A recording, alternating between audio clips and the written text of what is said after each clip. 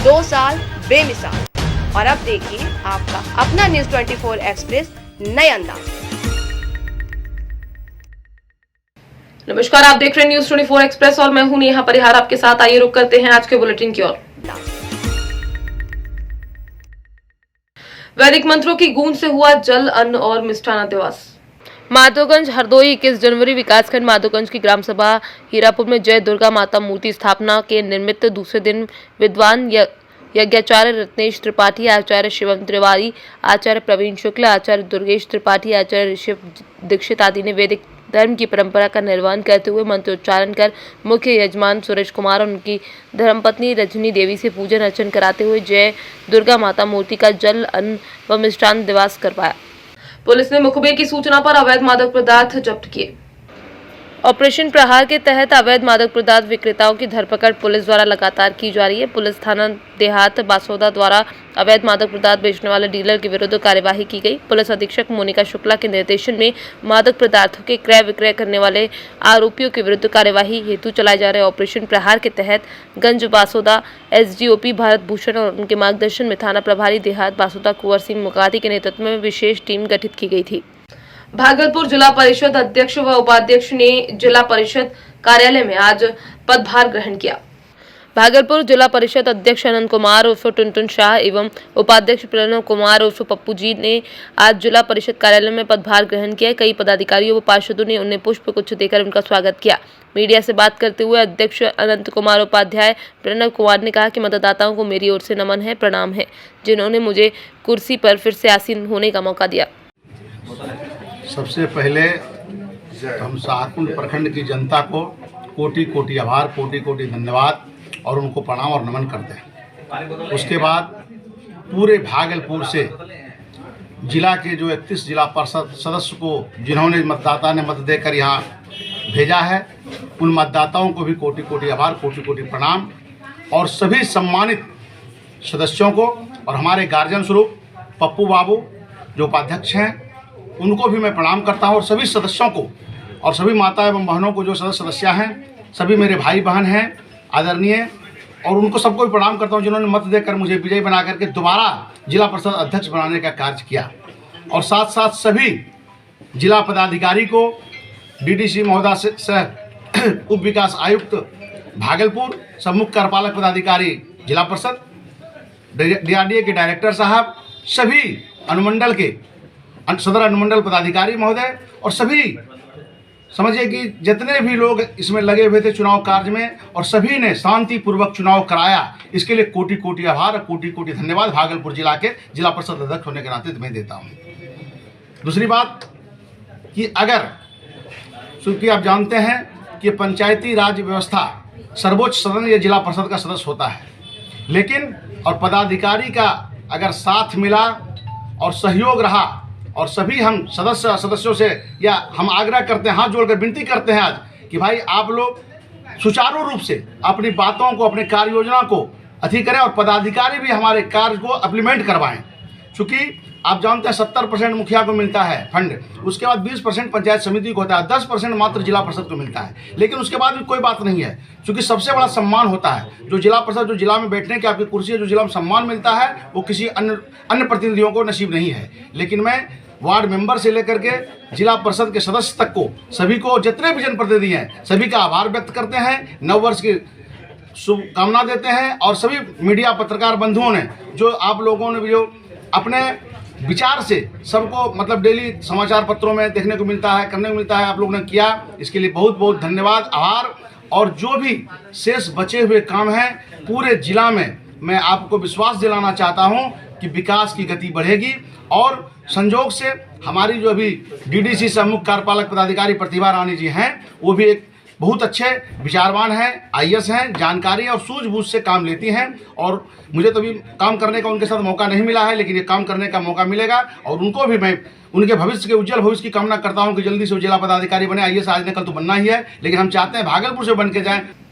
जनपद हापुड़ विधानसभा 59 में पहले चरण में चुनाव होने, जिसको लेकर आज पूरे उत्तर प्रदेश में एक चुनावी माहौल है।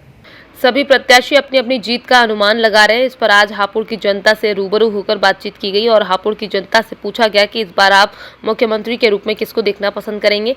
नौजवान युवाओं ने फिर से योगी जी को मुख्यमंत्री के रूप में देखना पसंद किया। होगी।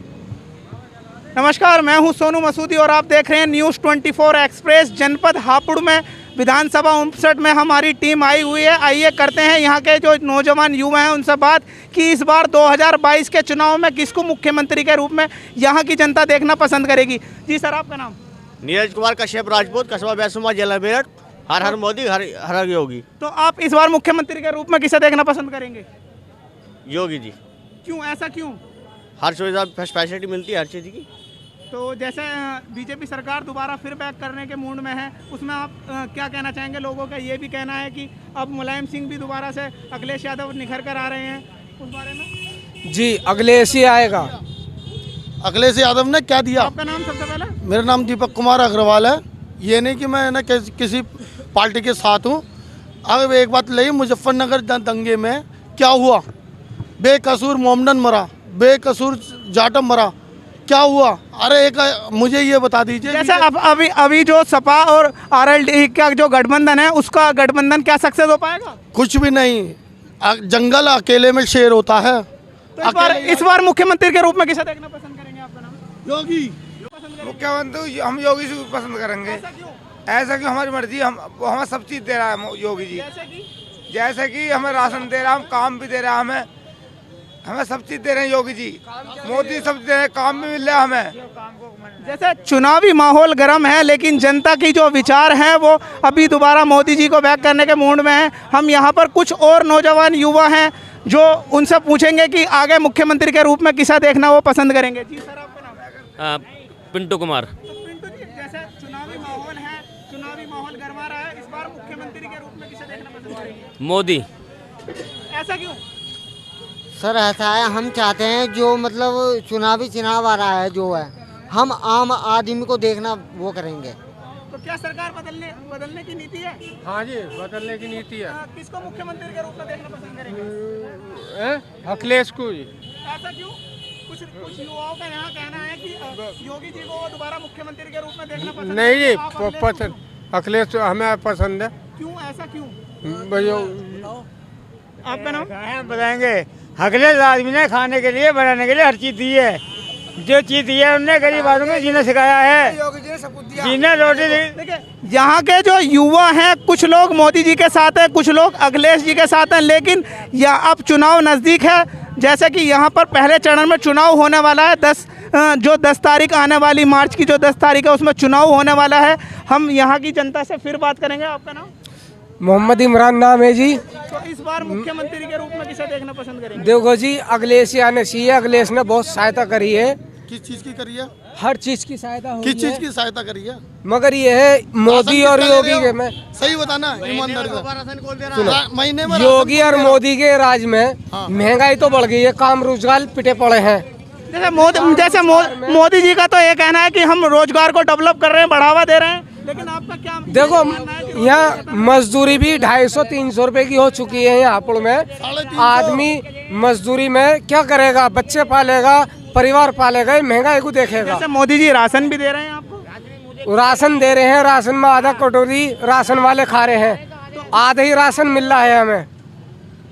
माधांता थाना अध्यक्ष उदयवीर सिंह व उप निरीक्षक शहनशाह खान राकेश चौरसिया भारी पुलिस बल के साथ गांव में फ्लैग मार्च किए। प्रतापगढ़ ब्लॉक माधांता बाजार से होकर रामनगर, परशुराम, खमपुर, तरोल, ढीमा भारी बल के साथ रूट मार्च हुआ। इस दौरान गुंडा एक्ट, गोविंद संचित अपराधी, हिस्ट्री शीटर के खिलाफ कड़ी कार्यवाही की गई। इस दौरान भय मुक्त होगा व निडर मतदान करने की अपील की गई। अब वक्त हो चला है एक छोटे से ब्रेक का, फिर मुलाकात होगी ब्रेक के बाद।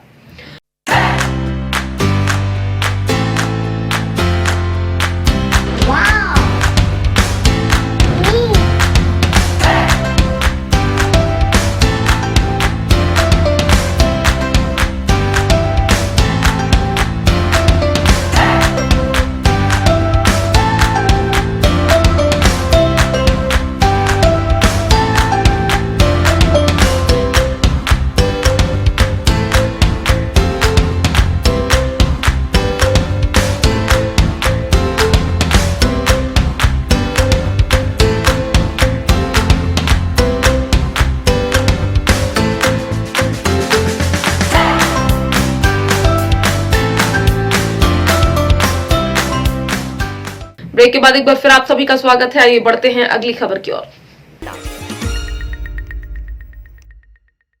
आपको सीधे लिए चलते हैं रतलाम जिले के गांव अकोली में, जहां पर घोड़ा रोज के कारण किसानों की नींद हराम हो रखी है। किसानों का बोलना है कि अरहर, कपास, मिर्ची, सब्जी, चना, मक्का आदि कई तरह की फसलें किसानों द्वारा बोना बंद कर दिया गया और वर्तमान में फसल है उसके लिए भी पूरी तरह जागकर इनका ध्यान रखना पड़ता है, नहीं तो हमारे खाने का अनाज भी नहीं बचता।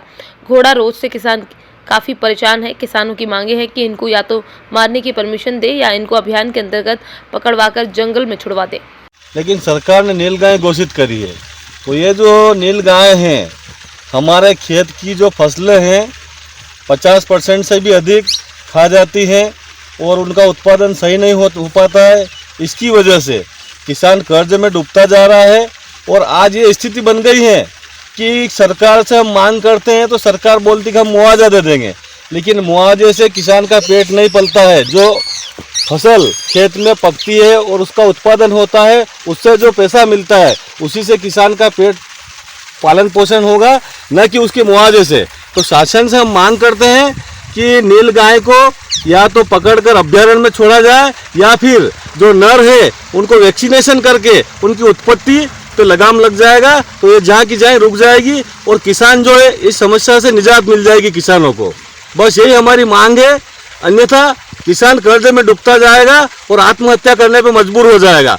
और जो ऊंचे लोग जो बैठे, सांसद हो, मिनिस्टर हो, चाहे कोई सी भी सरकार हो, किसान की जो नीलगाय की समस्या है आज तक किसी ने सुनी नहीं है। ये सिर्फ जमीनी स्तर पे क्या हो रहा है वो नहीं देखते हैं, सिर्फ कागज में लिख देते हैं कि भाई ये नीलगाय है। अरे यहाँ जमीन पे आके तो देखिए कि किसान की फसल कितने नुकसान हो गई है। 50% भी उसका उत्पादन नहीं होता है, किसान कर्जे में डूबता जा रहा है। और ऐसी स्थिति रही तो आने वाले समय में नीलगाय से लड़ेगा या क्या क्या करेगा वो, और अपने बेबी बच्चों को पालेगा या जमीन बेच देगा। और सरकार बोलती है मुआवजा देगा, मुआवजा देने से किसानों का पेट नहीं भरता है। जो फसल अपने खेत में पकती है और उसका सही मूल्य मिलता है तो ही किसान का पेट पलता है और तो ही वो सक्षम होता है। मुआवजा देने से कोई किसान सक्षम नहीं हुआ आज तक। जो सरकार बोलती है कि मुआवजा दे देंगे, और जब मुआवजे के लिए मांग करते हैं तो एसडीएम वगैरह या कलेक्टर साहब वगैरह बोलते हैं कि आरबीसी में इसका कोई नियम नहीं है और पटवारी उसका ये नहीं करता है, जांच नहीं करता है, तो उस मुआवजे से कुछ नहीं होगा। हमारी एक ही मांग है कि नीलगाय को या तो पकड़ कर अभ्यारण्य में छोड़ा जाए या फिर जो नर है इनको वैक्सीनेशन करके इनकी उत्पत्ति पर रोक लगाई जाए। बस यही हम सभी गांवों में आए पंचायत, जनपद एवं जिला पंचायत के नए अभ्यर्थी जिन्होंने नामांकन दाखिल किया, उन्होंने मिलकर ये बैठक में तय किया कि आने वाली 1 फरवरी के दिन कलेक्टर महोदय को मुख्यमंत्री महोदय एवं मुख्य निर्वाचन आयोग के नाम पर ज्ञापन देकर सरकार को अवगत कराया जाएगा। और नए अभ्यर्थियों ने ये भी कहा कि हक अधिकार की लड़ाई लड़ने के लिए हमें आगे आना पड़ेगा। हम किसी एक पार्टी विशेष, संगठन विशेष के प्रति नहीं है। सरकार ने जो पुराने सरपंचों को और जनपद सदस्य एवं जिला पंचायत सदस्य को जो वित्तीय अधिकार फिर से दिए, उसके बारे में आपका क्या कहना?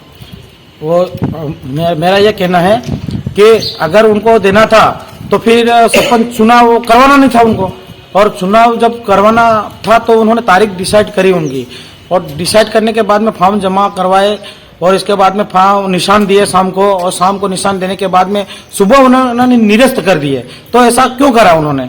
और अगर चुनाव उनको वापस पंचायत को सौंपना या सरपंच लोगों को सौंपना था कार्यभार, तो फिर उनको चुनाव कराना नहीं था। और मेरे चुनाव कराया नहीं, चुनाव जो डेट डिसाइड करी थी, हाँ डिसाइडेड। तो फिर मेरा यह कहना है कि जितने भी उम्मीदवार है जो नए प्रत्याशी थे, जिन्होंने फॉर्म डाले थे, उनसे अनुरोध है कि वो 1 तारीख को यहाँ पे सभी यहाँ पे शामिल होए और कलेक्टर को हम ज्ञापन देंगे। मेरा सभी से अनुरोध है कि हमें पार्टी पॉलिटिक्स के माध्यम से ये कोई गुट नहीं बन रहा है। मतलब हमारा सभी जो नए प्रत्याशी है वो सभी आए, और जो गांव में फैसला जो जनता करेगी वो सही है। लेकिन हम तो एक त्रिस्तरीय पंचायत चुनाव के लिए यह जो अनुरोध कर रहे हैं और विरोध कर रहे हैं, उसके लिए हमें सबको एक साथ जुट होना है और सभी को ज्ञापन देने के लिए भाग लेना है। यही मेरी अनुरोध है। भाई साहब, आज आपने बैठक रखी तो क्या निर्णय लिया गया आपने? हमने बैठक में यह निर्णय लिया गया, पहले भी हम एक बैठक कर चुके हैं और आज दूसरी बैठक करी। हमने यह निर्णय लिया कि हम ये त्रिस्तरीय पंचायत चुनाव को लेकर हम एक ज्ञापन 1 तारीख को कलेक्टर साहब को देने वाले हैं। तो इसमें समस्त जो नवनिर्मित प्रत्याशी जो फॉर्म भरे थे वो सभी सदस्य आए और हम कलेक्टर साहब को 1 तारीख को ज्ञापन देंगे। चुनावी तमंचों सहित 3 अभियुक्तों को गिरफ्तार किया गया। दरअसल जनपद मुजफ्फरनगर में चुनावी बिगुल बज चुका है एवं अब आपराधिक गतिविधियां भी क्षेत्र में उजागर होने का कार्य कर रही हैं। वहीं जिला प्रशासन क्षेत्र में लगातार अपराधियों पर शिकंजा कसने का कार्य कर रही है। इसी क्रम में आज नगर कोतवाली पुलिस द्वारा क्षेत्र में चल रहे अवैध तमंचा फैक्ट्री का भंडाफोड़ किया गया और अभियुक्तों को गिरफ्तार किया गया। असला नहीं पकड़ा गया। देखिए, ये जनपद मुजफ्फरनगर में थाना कोतवाली और सीओ सिटी थाना प्रभारी और क्या कहते हैं जनपद मुजफ्फरनगर की पुलिस के द्वारा एक बहुत बड़े गिरोह का आज गिरफ्तारी करी गई है और इसमें अभी हमने 3 लोग गिरफ्तार किए हैं, जिनसे 131 से अधिक हमने असले बरामद किए हैं अवैध, जिसमें असले हैं, तमंचे हैं, जिसमें पौनियाँ हैं, जिसमें राइफल्स हैं, मस्कट्स हैं और उसके अलावा कारतूस हैं और जितना भी आपका सामान होता है फैक्ट्री को बनाने के लिए, जो औजार होते हैं, जो इनके छेनी, हथौड़ा, उसके अलावा मशीन्स, उसके अलावा अन्य छोटे मोटे औजार, वो सारी चीज़ें इनसे बरामद करी गई हैं। और ये अभी तक का, जैसा कि मैं बता सकता हूँ आपको, कि पिछले 1-1.25 महीने में जब से मॉडल कोड ऑफ कंडक्ट लगा और उससे पहले भी मुजफ्फरनगर पुलिस लगातार कार्रवाई कर रही है ताकि अवैध असले किसी भी प्रकार से चुनाव में न यूज़ किए जा सके। हम लोग 10 फैक्ट्रियों में 154 असले पकड़ चुके हैं, लेकिन जैसा कि आप समझेंगे कि ये एक अकेला ही ऐसा गिरोह है जिसके पास से 131 से अधिक असले हमने बरामद किए हैं, तो इनका स्केल आप समझ सकते हैं। और क्योंकि अभी उत्तराखंड में भी 2nd फेज़ में चुनाव है और वेस्टर्न यूपी में 1st और 2nd फेज़ में चुनाव है, तो उन सबको देखते हुए ये बड़ी तादाद में इस काम को करने का प्रयास कर रहे थे ताकि इनकी सप्लाई जो है वो इन सभी जगहों पे यूज़ हो सके। तो उस सब को निष्क्रिय करते हुए, इससे पहले कि ये उसको लार्ज स्केल पे कहीं सप्लाई को प्रोवाइड कर पाते, मुजफ्फरनगर पुलिस ने इस पूरे गिरोह को, पूरे रैकेट को पकड़ा है और इनके पास से हमें कुछ इंटेलिजेंस और इनपुट्स मिले हैं जो कि छोटे और ऐसे ग्रुप्स हैं जो इस प्रकार का काम कर रहे हैं। तो आप देखेंगे कि अगले कुछ दिनों में उनके विरुद्ध भी मुजफ्फरनगर पुलिस कार्रवाई करेगी। कब से फैक्ट्री संचालित थी और कितने तमंचे बेच चुके हैं? देखिए, इनका जो पुराना रिकॉर्ड है, जो इन्होंने सप्लाई किया है, वो सारी चीज़ें हमारे इन्वेस्टिगेशन के अधीन हैं। वो सारी चीज़ें हम आपको विद ड्यू टाइम डिस्क्लोज करेंगे जब हम उन पर कार्रवाई कर लेंगे। जिन लोगों को इन्होंने अभी तक असला सप्लाई किया भी है, चाहे इन्होंने डायरेक्टली किसी व्यक्ति को सप्लाई किया हो, चाहे किसी छोटे व्यक्ति को जो असले सप्लाई का काम करता हो उसको किया और उसने किसी से आगे से लिया हो, उन सारी चीज़ों पर हमारी इन्वेस्टिगेशन अभी चालू है। और जैसे जैसे हम पाएंगे कि किसी भी व्यक्ति के द्वारा अवैध असला लिया गया है किसी भी क्रिमिनल या किसी भी ऐसे व्यक्ति के थ्रू पिछले कुछ दिनों में, तो उसके विरुद्ध क्रिमिनल कार्रवाई तो होगी ही होगी, जो मतलब आईपीसी के अंतर्गत कार्रवाई होती है। हम उसको इस एंगल से भी वेरीफाई करेंगे कि वो चुनाव से रिलेटेड तो नहीं है व्यक्ति किसी प्रकार से, और अगर है तो संबंधित जहां से भी वो जुड़ा हुआ है उन सभी लोगों के खिलाफ इसमें हम प्रॉपर लीगल कानूनी कार्रवाई करेंगे। सर, कितने अपराधी की इतिहास? देखिए, 3 अपराधी अभी पकड़े गए हैं और अगले कुछ दिनों में आप देखेंगे कि इनके गैंग से जुड़े हुए और जो लोग हैं उनको भी हम पकड़ेंगे। इसमें तीनों अपराधी जो हैं वो पुराने क्रिमिनल्स हैं, पूर्व में भी शस्त्र फैक्ट्री में बंद हो चुके हैं और इनका आपराधिक इतिहास है। इसमें जनपद मुजफ्फरनगर की टीम के द्वारा जो कार्य किया गया है, इसमें मेरे द्वारा 25,000 व एडीजी जोन महोदय द्वारा 50,000 का इनाम इस पूरी टीम को घोषित किया गया है। इन्वेस्टिगेशन अभी चालू है और जैसे जैसे हम पाएंगे कि किसी भी व्यक्ति के द्वारा अवैध असला लिया गया है किसी भी क्रिमिनल या किसी भी ऐसे व्यक्ति के थ्रू पिछले कुछ दिनों में, तो उसके विरुद्ध क्रिमिनल कार्रवाई तो होगी ही होगी, जो मतलब आईपीसी के अंतर्गत कार्रवाई होती है। हम उसको इस एंगल से भी वेरीफाई करेंगे कि वो चुनाव से रिलेटेड तो नहीं है व्यक्ति किसी प्रकार से, और अगर है तो संबंधित जहां से भी वो जुड़ा हुआ है उन सभी लोगों के खिलाफ इसमें हम प्रॉपर लीगल कानूनी कार्रवाई करेंगे। सर, कितने अपराधी की इतिहास? देखिए, 3 अपराधी अभी पकड़े गए हैं और अगले कुछ दिनों में आप देखेंगे कि इनके गैंग से जुड़े हुए और जो लोग हैं उनको भी हम पकड़ेंगे। इसमें तीनों अपराधी जो हैं वो पुराने क्रिमिनल्स हैं, पूर्व में भी शस्त्र फैक्ट्री में बंद हो चुके हैं और इनका आपराधिक इतिहास है। इसमें जनपद मुजफ्फरनगर की टीम के द्वारा जो कार्य किया गया है, इसमें मेरे द्वारा 25,000 व एडीजी जोन महोदय द्वारा 50,000 का इनाम इस पूरी टीम को घोषित किया गया। Thank you. रतलाम शहर के सघन बाजार में दहशत फैलाकर सटोरिये व फायरिंग करने की घटना के 4 घंटे के भीतर ही रतलाम एसपी गौरव तिवारी ने आरोपियों के मकानों को जेसीबी चलाकर जमींदोज किया। साथ ही सट्टा चलाने वालों का अवैध अतिक्रमण भी तोड़कर कड़ी कार्यवाही की गई। इस कार्यवाही में मौके पर एसपी स्वयं मौजूद रहे। शुक्रवार को माणक चौक थाना क्षेत्र के भाटो कावास में हुई फायरिंग की घटना के बाद एसपी गौरव तिवारी ने गुंडा तत्वों के विरुद्ध कड़ी कार्यवाही की। घटना के 4 घंटे के अंदर ही फायरिंग करने वाले गुंडों के मकान जेसीबी से चलवाकर धराशायी कर दिए। पिछले 2 शैक्षणिक वर्षों में स्कूलों में इस परियोजनाओं को गंभीर नुकसान हुआ है। यदि इन शैक्षणिक वर्षों के दौरान स्कूल बंद हो जाते हैं तो जीवन रक्षा सुखद होगी। किन सरकारी स्कूलों के जारी रहने से प्रसन्न है। स्कूलों का स्वामित्व ये बिना कहे चला जाता है। इनका प्रसार स्कूलों के माध्यम से कोरोना की निंदा की जानी चाहिए। सरकार चाहती है कि स्कूल जारी रहे। కరోనా ఇలాంటి టైంలో పాఠశాలలు కొనసాగింపు లేదా మూసివేయాలన్న చర్యలపై మన ఆంధ్రప్రదేశ్ రాష్ట్ర ప్రభుత్వం ప్రజలు పాఠశాల కొనసాగిస్తుంది. మనం ఇప్పుడు ప్రతిపాదనలోనే అనుజ్ఞ అలాగే వివేక స్కూల్స్ని చూసాం. వాళ్ళు ఎలాంటి చర్యలు తీసుకొని విద్యార్థులతో ఎంత దూరంతో ఉండి భౌతిక దూరం పాటిస్తూ ఏ విధంగా ఉన్నారో మనం చూస్తున్నాం.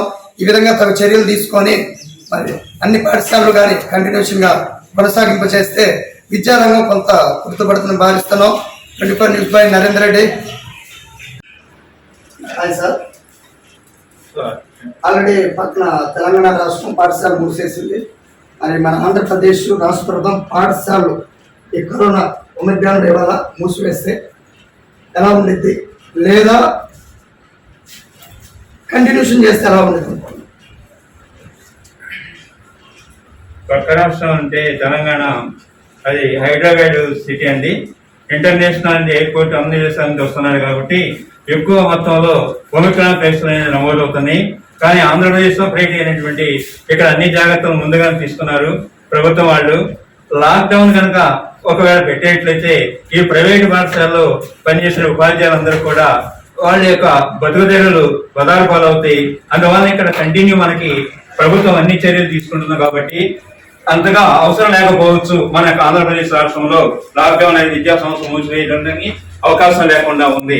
ఎందుకంటే 14 years to 15 years అందరికి కూడా వ్యాక్సినేషన్ అనేది కంప్లీట్ అయిపోతుంది. 90% ఎబో అయిపోయింది ఆంధ్రప్రదేశ్ లో. అందుకని ఈ యొక్క క్లోజ్ చేయకుండా ఉండటమే మంచిదని చెప్పేసి మా యొక్క ఉపాధ్యాయుల తరఫు మేము కోరుకుంటున్నాము. జి సీతారామాంజనేయులు అండి. ఓకే, మన జి సీతారామ గారు టీచర్ గారు పాఠశాలలు మూసేయకుండా ఉంటేనే చాలా బెటర్ అని చెప్పి భావిస్తున్నారు. ఎందుకంటే పాఠశాల యాజమాన్యం తమ చర్యలు తీసుకొని విద్యార్థికి దూరం పెడుతూ మాస్కులు వేసుకొని శానిటైజర్ యూజ్ చేస్తూ భౌతిక దూరాన్ని పాటిస్తే ఒమిక్రాన్ లక్షణాల నుండి తప్పించుకొని విద్యారంగ వ్యవస్థ కుదుట పడుతుందని చెప్పి సార్ భావిస్తున్నారు. Thank you sir.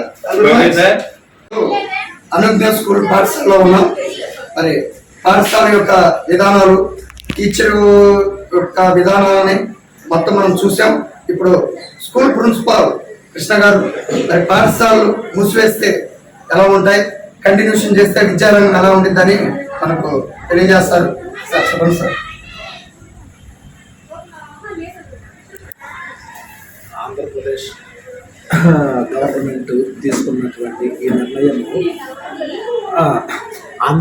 గవర్నమెంట్ తీసుకున్నటువంటి ఈ నిర్ణయము మంచిదే.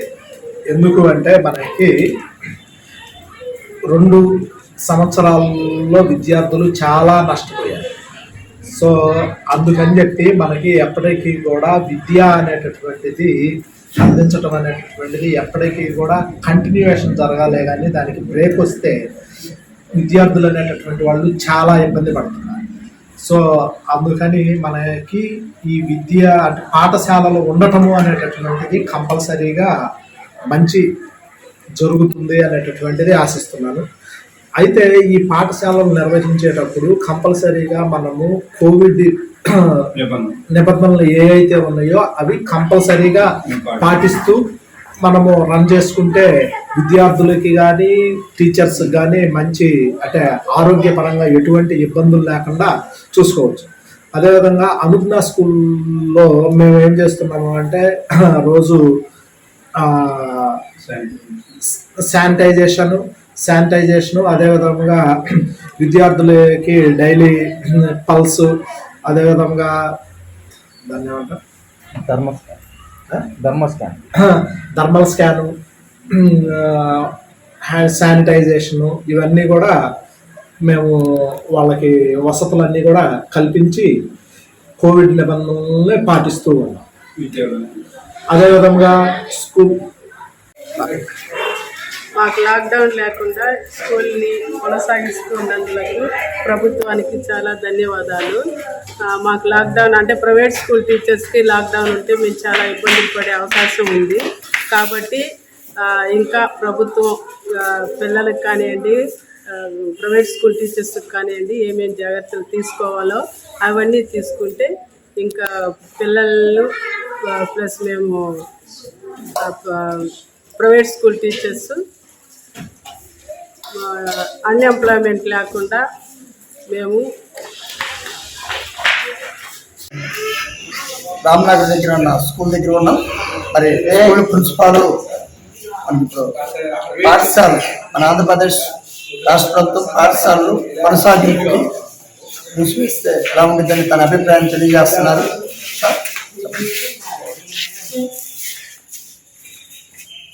గత 18 నెలలుగా బిఫోర్ లాస్ట్ ఇయర్ స్కూల్స్ మొత్తం క్లోజ్ చేయడం వల్ల చిన్న స్కూల్స్, బడ్జెట్ పాఠశాలలు, కార్పొరేట్ కాలేజీలు, కార్పొరేట్ స్కూల్స్ ఎలా ఉన్నా బడ్జెట్ పాఠశాలలు బాగా దెబ్బతిన్నాయి.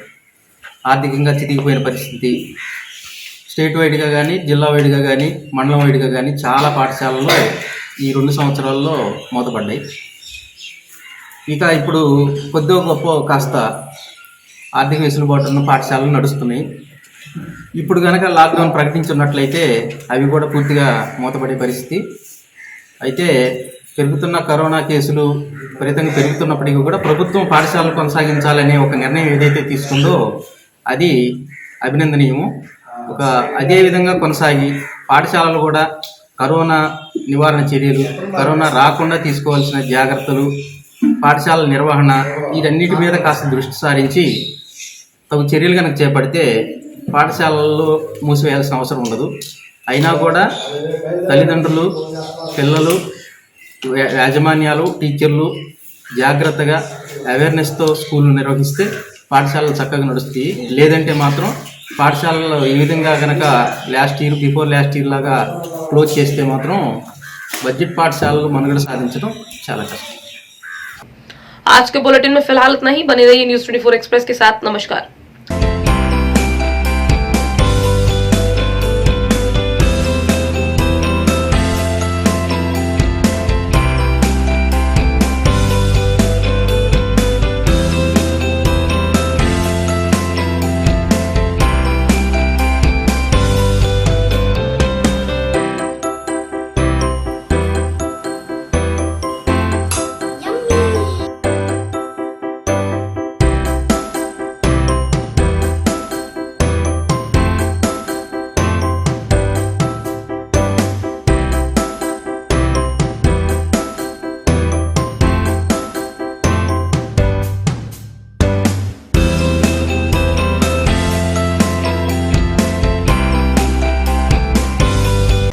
एक्सप्रेस के 2 साल बेमिसाल। और अब देखिए आपका अपना न्यूज़ 24 एक्सप्रेस नए अंदाज में।